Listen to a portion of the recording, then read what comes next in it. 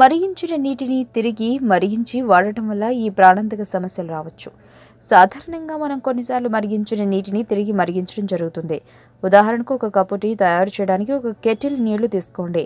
దానిని మరిగించి ఆపేయండి. మీరు ఏదో పరధ్యానంలో ఉంటారు. మీకు కప్పు టీ కావాలని గుర్తు వచ్చినప్పుడు ఆ నీరు చల్లారిపోయి ఉంటాయి.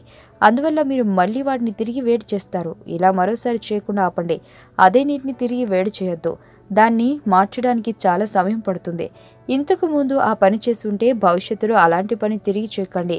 నీటిని తిరిగి వేడి చేయడం అనేది చాలా ప్రమాదకరం. ఎందుకంటే నీటిని మరిగించేటప్పుడు దాని కంపోజిషన్ మారిపోతుంది. మీరు నీటిని వేడి చేసేటప్పుడు వచ్చే ఆవిరి అస్థిర సమ్మేళనాలతో ఏర్పడుతుంది. మరిగించిన నీరు చల్లబడినప్పుడు అందులో అస్థిర సమ్మేళనాలు అలాగే మినరల్స్ కరిగి తిరిగి అందులో స్థిరపడతాయి. ఆ నీటిని తిరిగి వేడి చేసినప్పుడు అందులో రసాయన సమ్మేళనాలు మరలా మారుతాయి. అయితే అవి మారే పద్ధతి చాలా ప్రమాదకరం. మీరు నీటిని తిరిగి వేడి చేసినప్పుడు ప్రమాదకర కాంపౌండ్లు అందులో నుండి వెళ్ళిపోకుండా అందులో కలిసిపోతాయి. తిరిగి వేడి చేసేటప్పుడు అందులో ఆర్సెనిక్, నైట్రేట్స్, ఫ్లోరైడ్లు ఏర్పడతాయి.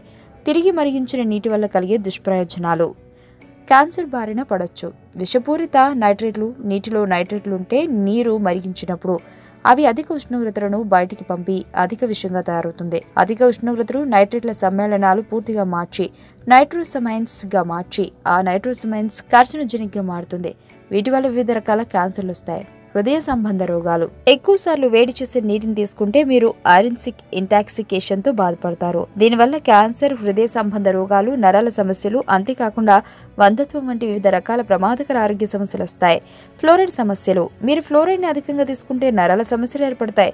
అధిక ఫ్లోరైడ్ తీసుకున్న పిల్లలు ఆలస్యంగా తెలివి వచ్చే సమస్యలు, శారీరక సంబంధిత సమస్యలు ఏర్పడతాయి. ఆరోగ్యవంతమైన జీవితం కోసం మనం పాటించాలి కొన్ని నియమాలని. చిన్ని చిట్కాలతో చింతలేని జీవితాన్ని ఎలా గడపాలి అనే దానికి వీక్షిస్తూనే ఉండండి మన ఆరోగ్యం యూట్యూబ్ ఛానల్. మరిన్ని ఆరోగ్య సూత్రాలకు సబ్స్క్రైబ్ చేసుకోండి.